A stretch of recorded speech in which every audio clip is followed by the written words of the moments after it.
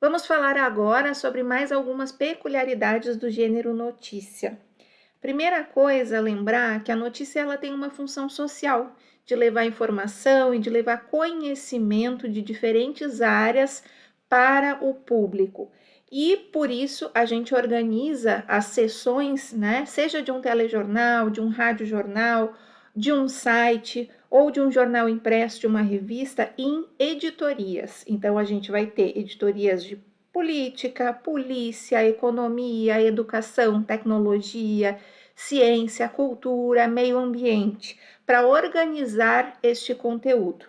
Então, muito do que a gente conhece do mundo vem através desse material que os repórteres produzem e organizam para a gente num formato de texto organizado de acordo com os critérios, né, e peculiaridades que vocês viram já na aula de hoje. A partir disso, a gente precisa entender que quando a gente trata de notícia, a gente está falando de um conteúdo que é informativo, que é verídico e que é factual, né? E em termos de redação, é importante que a gente escreva de forma clara, objetiva e neutra. Por quê? Neutra no sentido de que não é o tipo de texto onde vamos colocar a nossa opinião. E de que modo que a gente consegue isso? Como é que a gente consegue escrever de forma clara, objetiva e neutra? Existem alguns recursos, como iniciar o texto com o lead e fazer ele em formato de pirâmide invertida, como já abordamos nessa aula, e também buscar as informações junto a diferentes fontes, né? Então, de onde vêm as minhas informações? Elas precisam ser confiáveis, sobretudo, né? Então, primeiro, da observação do repórter, que muitas vezes vai ao local do acontecimento, observa tudo, anota detalhes, das fontes que esse repórter vai entrevistar. Então, essas fontes podem ser oficiais, como o presidente da República, o presidente do Banco Central, o reitor de uma universidade, alguém que oficialmente está representando uma instituição.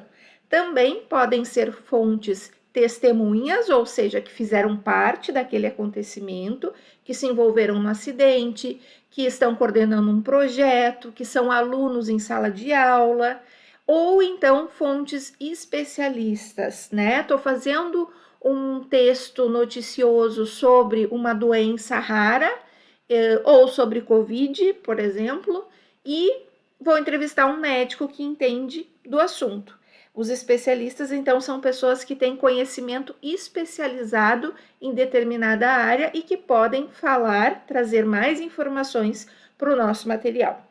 E a gente também pode trazer dados de fontes documentais, ou seja, pesquisas, estatísticas, materiais de arquivo, vídeos antigos que eu vou consultar, informações, por exemplo, do IBGE, informações de algum outro instituto, de pesquisadores que estão trabalhando em universidades. Então, a gente tem que se preocupar que essas fontes documentais sejam confiáveis e verídicas também. Quando eu estou com essas informações em mãos, eu vou utilizar essas informações no meu texto, e por isso que ele vai ser objetivo e neutro, ele não vai trazer a minha opinião, ele vai trazer as informações que as fontes me concederam. Para isso, eu vou utilizar o que a gente chama de verbos dicende, ou verbos de dizer, né? Ou seja, eu vou trazer falas dessas pessoas, entre aspas, das minhas fontes, ou de forma indireta, tá? Então, a gente tem duas formas de mencionar essas informações que as fontes nos trazem nos nossos textos, que são citações diretas ou indiretas. E essas citações vão ser sempre ancoradas, então, pelos chamados verbos dicende, que são dizer, analisar, explicar, confrontar, afirmar, questionar e tantos outros que a gente poderia citar como exemplo.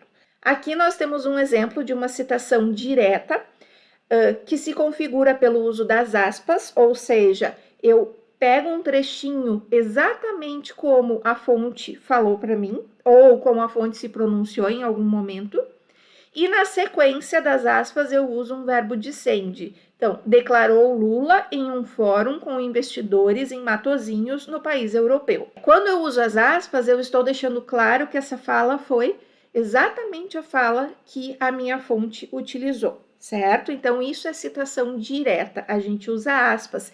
E esta é uma forma de passar credibilidade para o nosso texto e de deixar ele com um tom informativo, com um tom noticioso e não com um tom de opinião. Eu também posso citar indiretamente aquilo que eu busquei com as minhas fontes. Então, quando eu digo aqui, nessa notícia da CNN Brasil, de acordo com dados do IBGE, a média de rejeição à pesquisa nos estados brasileiros é de 2,82%. Estou mencionando a minha fonte, mas não uso aspas. Ou seja, eu digo de onde a informação saiu, mas de uma forma indireta.